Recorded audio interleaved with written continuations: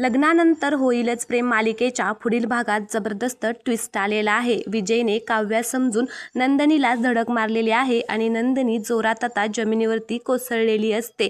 ती आता काव्यासारखी सेम कपडे घालून बाहेर पडलेली असते आणि हे विजयला माहीत नसतं। त्याने पाठीमागूनच आता नंदिनीला धडक दिलेली असते।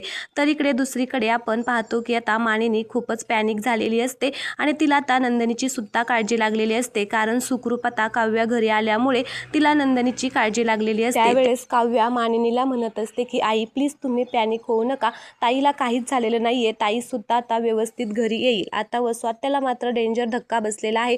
काव्याला असं सुखरूप घरी आलेलं पाहून ती लगेच विजयला फोन लावते आणि म्हणत असते की विजयराव, अहो काव्या एकदम सुखरूप घरी आलेली आहे, तिला काहीच झालेलं नाहीये, तुम्ही काय केलं? त्यावेळेस विजय म्हणत असतो की हे कसं शक्य आहे, मी आत्ताच तिला माझ्या गाडीने जोरदार धडकवलेलं आहे आणि ती जमिनीवरती सुद्धा आता पडलेली आहे।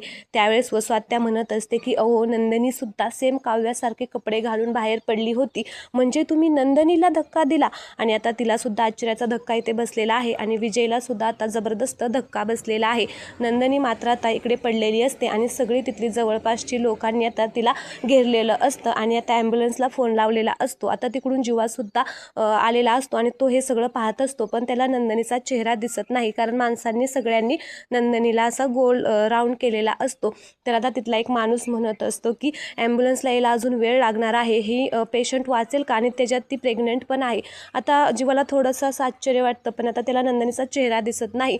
मग सगळेजण आता ॲम्ब्युलन्सची वाट बघत असतात, पण जीवा आता इकडे तिकडे बघतो आणि आता तोच गाडी आणायला चाललेला असतो। आता जीवा नंदिनीचा जीव वाचवू शकेल का, हे आपल्याला पुढील भागात पाहायला मिळणार आहे। व्हिडिओ आवडला असेल तर प्लीज व्हिडिओला लाईक करा, चॅनलला सबस्क्राईब करा। धन्यवाद।